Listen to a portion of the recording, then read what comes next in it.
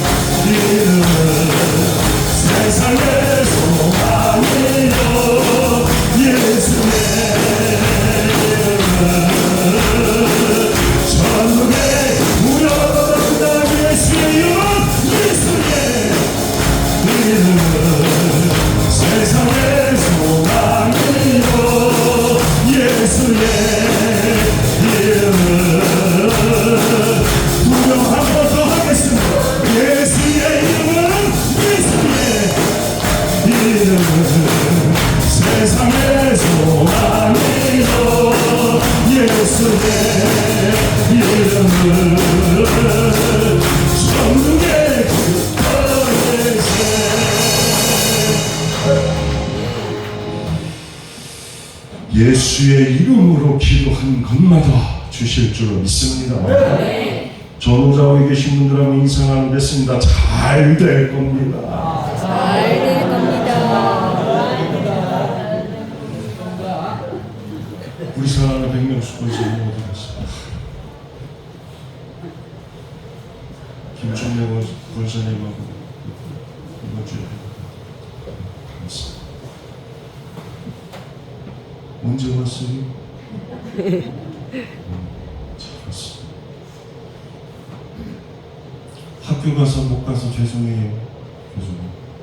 대전까지 갔었는데 꼭 뵙고 싶었는데 그날 일이 생겨서 못했어. 벌써 표정들이 다시 어두워졌어요. 다시 또 찬송할까요? 그냥 강대상 부셔. 전문자가 계신 분들 한 번 더 인사하겠습니다. 자, 멋있습니다. 행복하시고 버텨주시고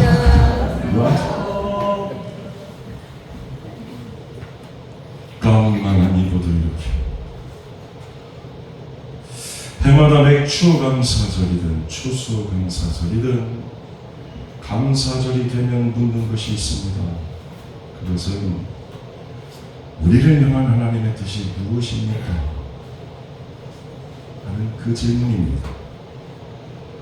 우리가 하나님의 뜻을 알기 위해서 기도하고 하나님의 뜻을 알기 위해서 예배를 드리고 하나님의 뜻을 알기 위해서 또 하나님의 그 거룩하신 뜻, 하늘에서 이루신 하나님의 뜻을 이루는 삶을 삽니다. 그렇다면 그 하나님의 뜻이 뭡니까? 성경 데살로니가전서 5장 18절에서 아주 명확하게 답을 주십니다. 어떡합니다? 범사에 감사하라. 이것이 그리스도 예수 안에서 너희를 향한 하나님의 뜻입니다. 아멘. 그렇습니다. 범사 감사가 하나님의 뜻입니다. 오늘도 하나님은 우리를 향해 범사 감사를 원하시는데 우리는 감사를 잃어버리고 또 너무 자주 잊어버리고 그렇게 살다가 감사절기를 지켜서 감사하죠. 이렇게 알면서도 참 쉽지 않은 것이 범사 감사입니다. 오늘 첫 열매를 드리는 맥주 감사절입니다. 보리와 밀의 첫 열매를 거두는 시기에 지킨 절기였기에 초실절이라고도 합니다. 그런데 옆에 분 한번 쳐다보세요. 2025년에 맺은 열매가 있는지. 출애굽기 23장 16절을 통해서 하나님은 맥주절을 지키라 그렇게 명하십니다. 맥주절을 지키라. 이는 네가 수고하여 밭에 뿌린 것에 첫 열매를 거둡니다. 그런데요, 우리 사회가 1997년 IMF를 기점으로 해서 또 코로나를 지나면서 극심한 경제적 양극화가 심화되어 가고 있습니다. 그래서 아랫목은 쩔쩔 끓는데 윗목은 냉골이 그런 심각한 양극화 시대입니다. 하루 평균 40여 명씩 자살합니다. 6.25 한국전쟁 이후에 처음으로 개업하는 가게보다 폐업하는 가게가 더 많아진 그런 처참한 현실을 살고 있습니다. 그런 이 시대에 절기를 지켜서 하나님께 감사 헌금을 드린다는 것은 제가 설교 준비하면서 참 마음이 먹먹했는데 아마도 오늘 감사의 헌금을 하나님 앞에 올려드리는 건 춘궁기 때 아무리 굶고 어려워도 그래도 내일을 기억하며 시종자를 지켰는데 그 시종자만은 지켰는데 그런데 믿음으로 그 시종자를 드리는 그 눈물과 그 마음과 그 정성 담아서 하나님께 먼저 감사드리는 거여서 참 가슴이 먹먹했습니다. 그러나 사랑하는 여러분, 눈물로 씨앗을 심으면 반드시 기쁨으로 그 단을 거두도록 하나님께서 역사해 주실 줄로 믿습니다. 그래서 시편 126편 5절 6절 합독합니다. 눈물을 흘리며 씨를 뿌리는 자는 기쁨으로 거두리로다. 울며 씨를 뿌리러 나가는 자는 정녕 기쁨으로 그 단을 가지고 돌아오리라. 아멘. 그래서 부족한 좀 기도했어. 하나님, 성천교회에 속한 사랑하는 성도들 땀 흘려서 땅을 파고 눈물로 하늘 씨앗을 심습니다. 아직 비록 열매 없어도 반드시 풍성하게 맺게 해 주시고 기쁨으로 거두게 하심을 믿습니다. 믿음으로 먼저 감사드리오니 믿음의 역사가 일어나게 하여 주옵소서. 오늘도 세상이 우리에게 빠르게 사는 걸 요구합니다. 그러나 하나님은 우리에게 바르게 사는 것을 말씀하십니다. 지금 열매 없어도 그래서 좀 더뎌도 사랑하는 성도들이여 불법, 편법 쓰지 마시고 정직하게 땀과 눈물로 뿌리고 심고 기쁨으로 거두실 수 있기를 주님의 이름으로 간절히 축원합니다. 어떤 분들이 그래요. 아니 감사할 게 있어요. 감사하죠. 그러나 세지 않아서 그렇지 감사의 수를 계수하면 오늘 내가 살아있는 것, 오늘 내가 숨 쉬는 것만으로도 일평생 우리는 감사하면서 살아야 됩니다. 사람이 평균적으로 하루에 23,000번 정도 숨을 쉬고 심장이 하루에 10만 번 정도가 뛰고 혈액이 2억 7천만 킬로미터를 닳는다 그래요. 이 모든 일에 약간만 차질이 생겨도 문제가 생깁니다. 심하면 죽음을 맞게 됩니다.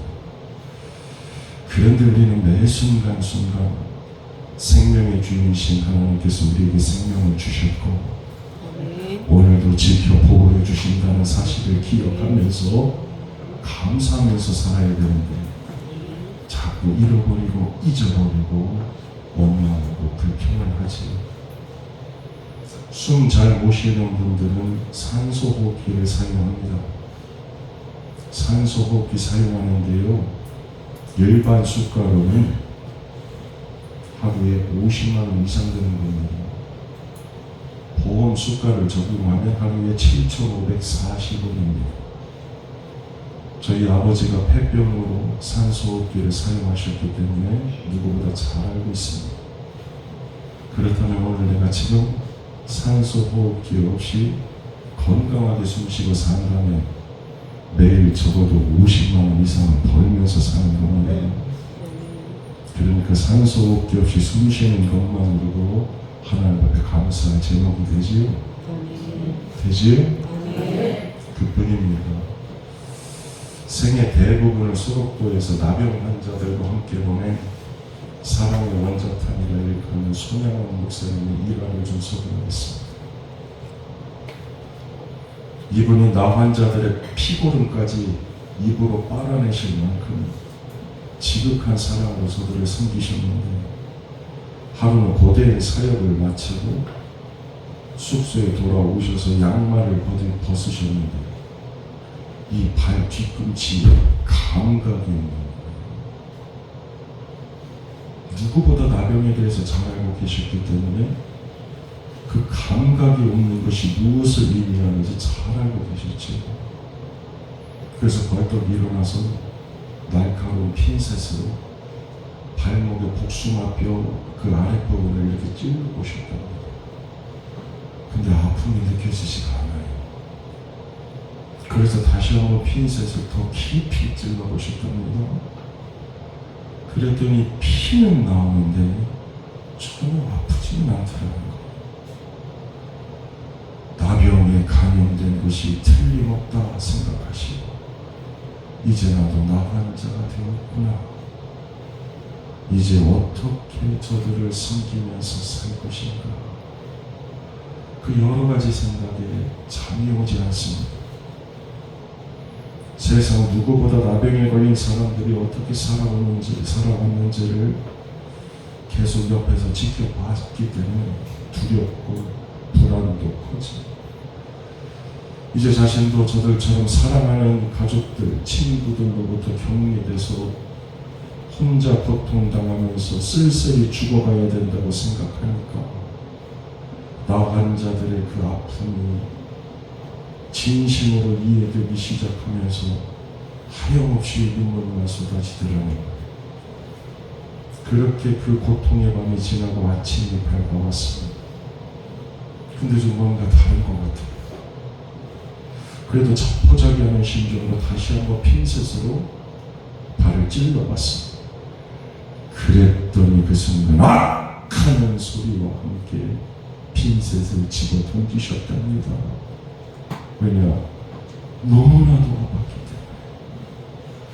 그때 손양원 목사님의 입에서 터져나온 고백이요, 하나님 감사합니다. 아픔에 아파서 감사합니다. 알고 보니까 정말 오랜 시간 고된 사역 감당하면서 순간적으로 일시적으로 발에 신경이 좀 마비되어 있었던 거예요. 그날 이후로 목사님이요, 아픔 느끼는 것도 감사라는 사실을 깨닫고 감사로 사셨다고 그래요.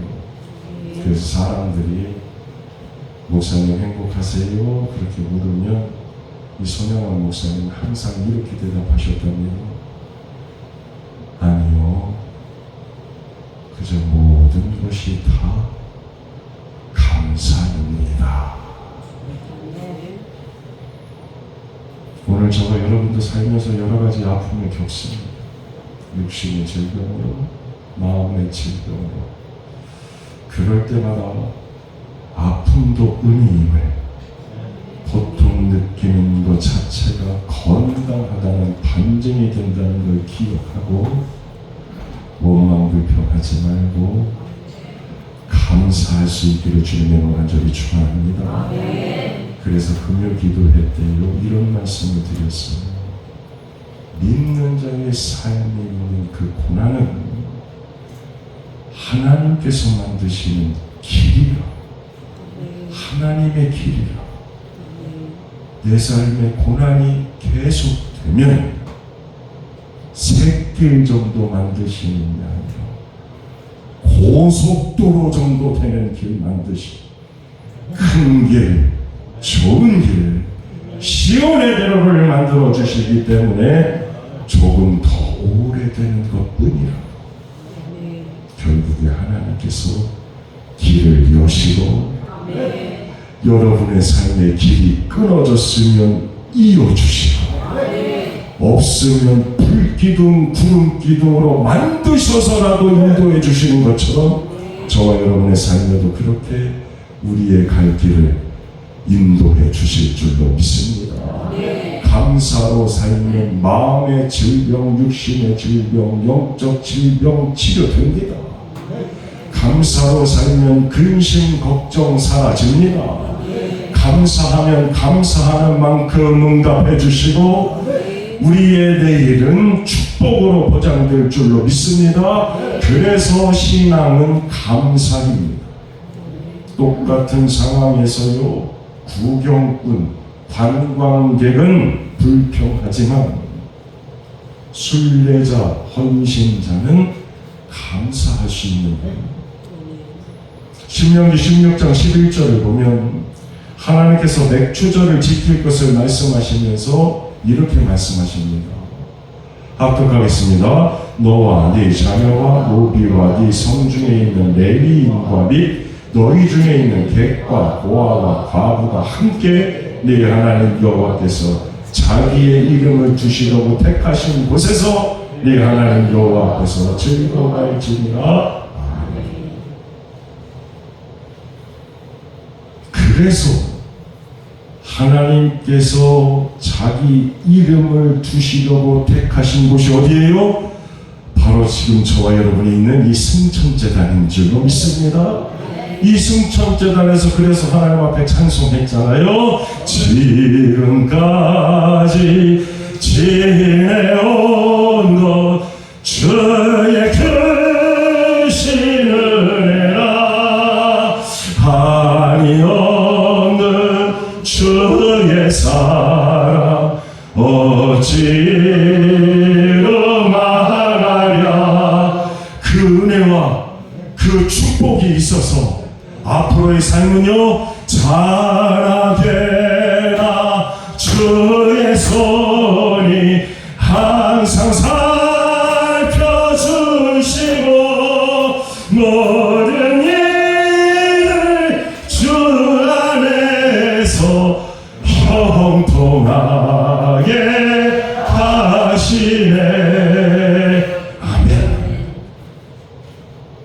그렇게 여러분의 내일은 자라게나 주의 손이 항상 함께하여 주셔서 모든 일이 형통하게 될 줄로 믿습니다.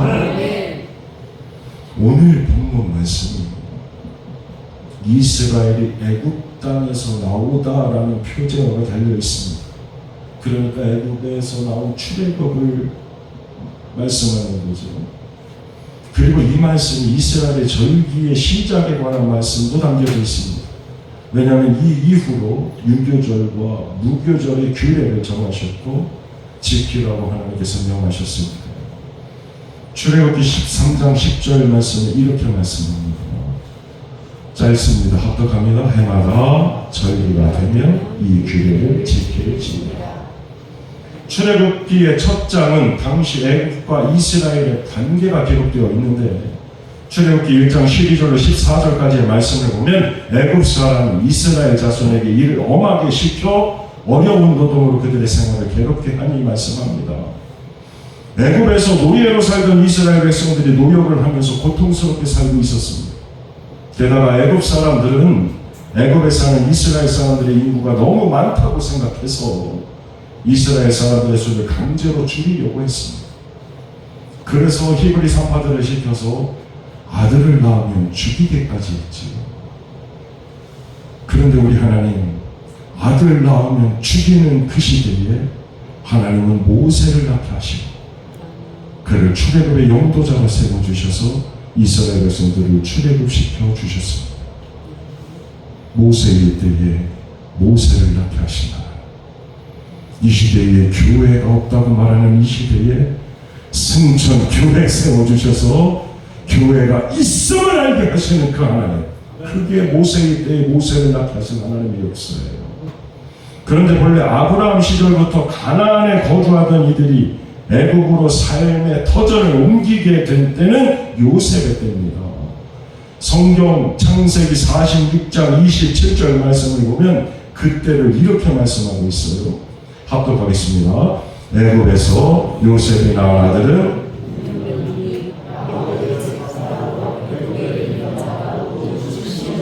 모두 몇 명이요? 그리고 시간이 흘렀습니다. 오늘 본문은 출애굽 사건이 요셉의 시대로부터 얼마나 지난 후인지를 우리에게 말씀해 주고 있습니다. 그래서 오늘 본문 40절 말씀을 보면 이스라엘 자손이 애굽에 거주한 지 430년이라 그렇게 말씀하고 있습니다. 요셉의 이후로 출애굽까지 430년의 세월이 흘렀습니다. 이제 애굽의 통치자들은 오래전 자신들에게 큰 은혜를 베풀었던 요셉을 기억조차 하지 못합니다.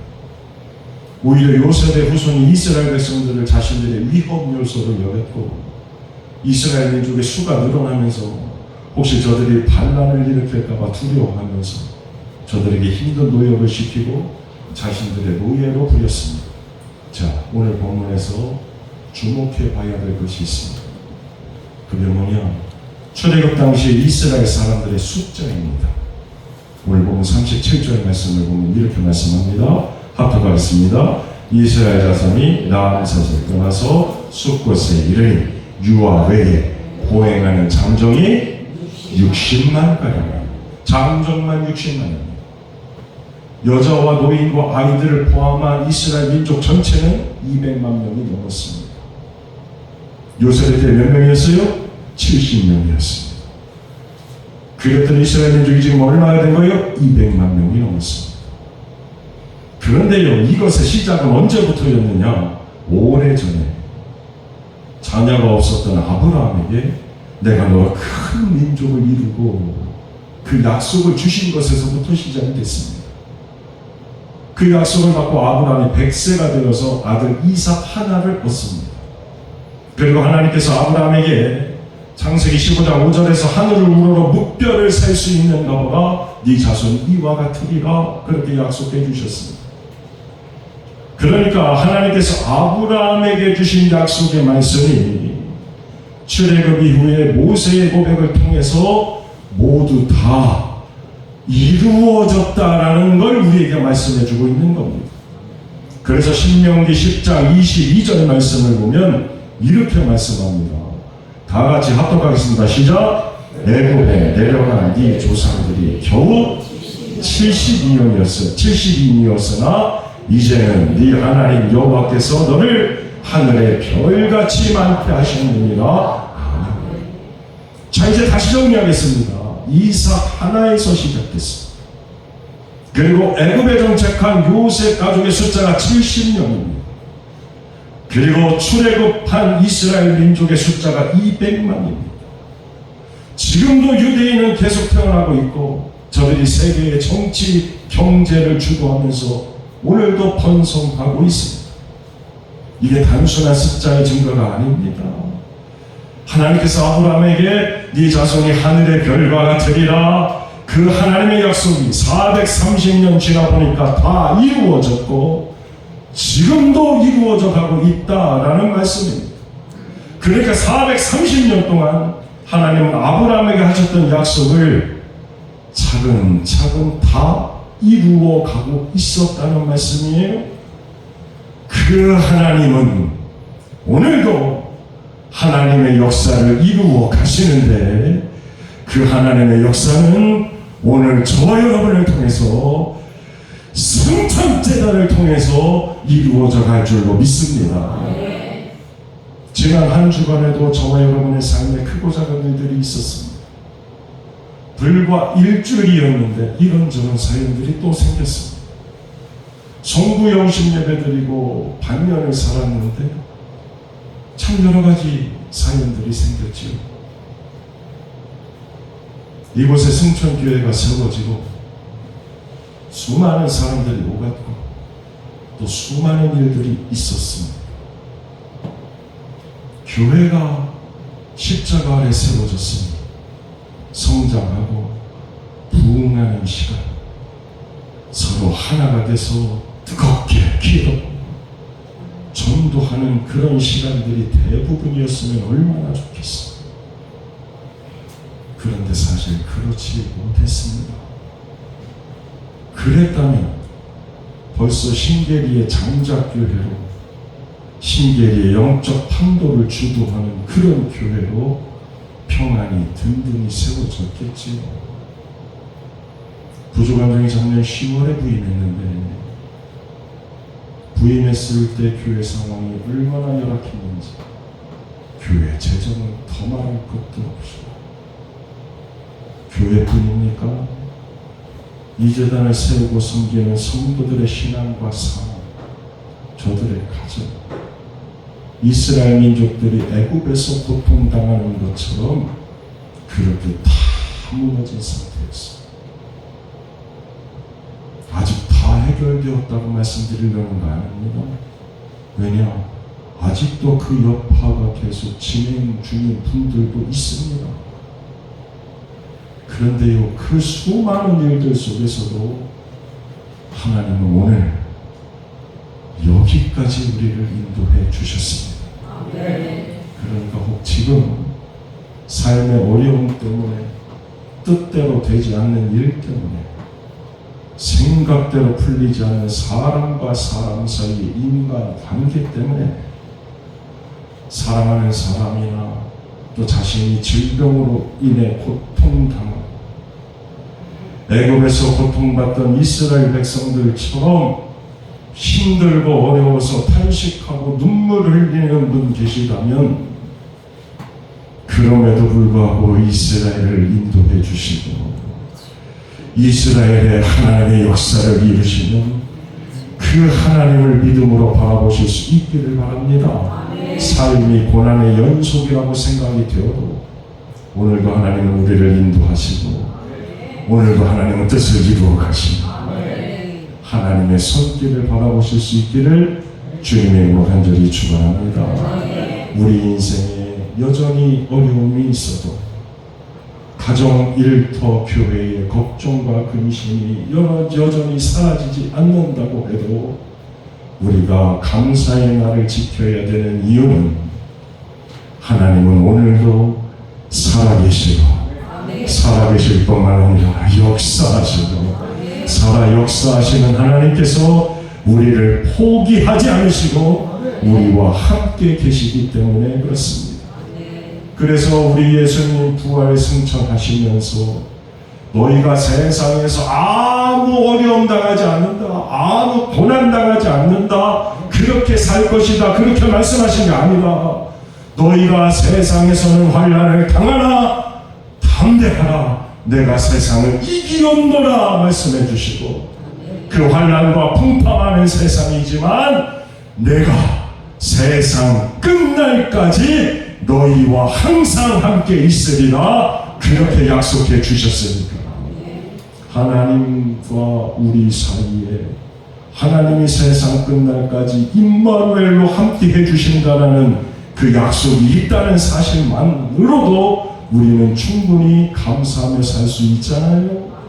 사랑하는 여러분, 히브리서 6장 13절로 15절 말씀을 보면 아브라함에게 약속하신 것처럼 우리에게도 이렇게 약속해 주셨는데, 하나님이 아브라함에게 약속하실 때 가르쳐 맹세할 자가 자기보다 더 큰 이가 없으므로 자기를 가리켜 맹세하여 이르시되 합독합니다. 내가 반드시 너에게 복주며 너를 번성케 하고 번성하게 하리라 하셨더니 그가 이같이 오래 참아 약속을 받았느니라. 아멘. 하나님, 아브라함은 오래 참아서 하나님의 약속의 말씀을 받았고 그 약속의 말씀이 이루어지는 삶을 살았습니다. 마찬가지로 오늘 우리의 처지, 형편, 상황, 조건, 환경이 애국 종살이라는 것 같은 그와 같은 고통스럽고 아픈, 그와 같은 비참하고 정말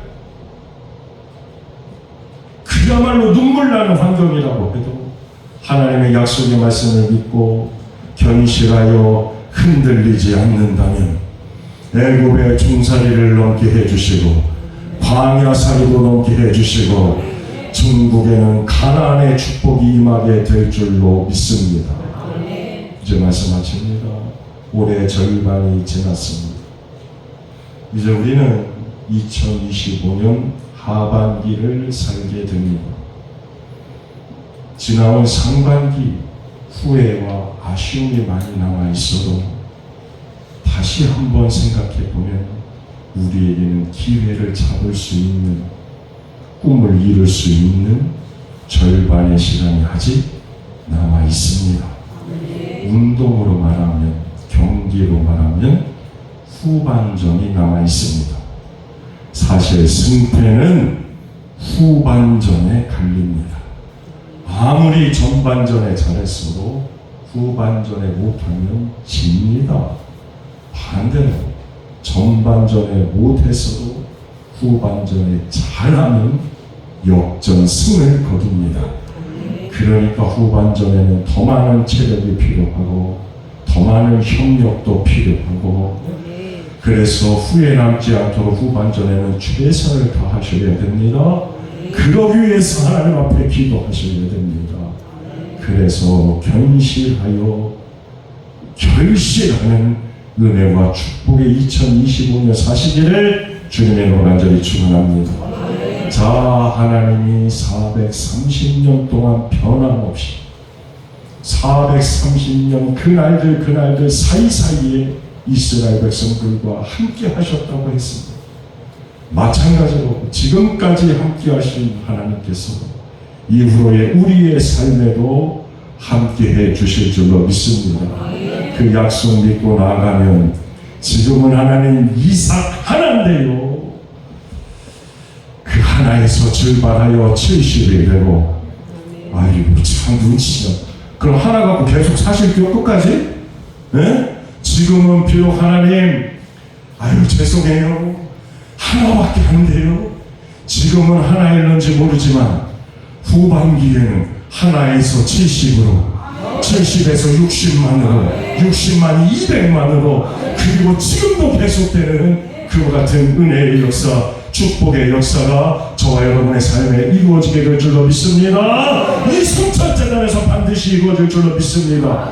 그 부흥의 현장에 있는 그런 저와 여러분이 될 수 있기를 주님의 이름으로 간절히 축원합니다. 기도하겠습니다. 도우시는 하나님, 더하시는 하나님, 기억하시는 하나님, 회복시키시는 하나님, 부흥케 하시는 하나님, 감사하며 사는 사람의 일생 주관하사 지나놓고 보면 은혜로 바꿔주실 줄로 믿사오니 오늘 맥주 감사주의를 지나면서 사랑하는 성도들의 삶이 점점 더 무르익어가게 하여 주시고, 점점 더 무르익어가게 하여 주시고, 점점 더 풍성히 결실하게 해주셔서 하반기에는 누르고 흔들어 넘치도록 채우시는 축복의 하나님 경험하는 축복의 주인공들이 되게 하여 주옵소서. 말씀 통하여 하나님께서 이스라엘 백성들과 430년 동안 동행하셨음을 알았습니다. 우리의 삶을, 이 승천교회를 여기까지 인도해 주신 에베네셀의 하나님,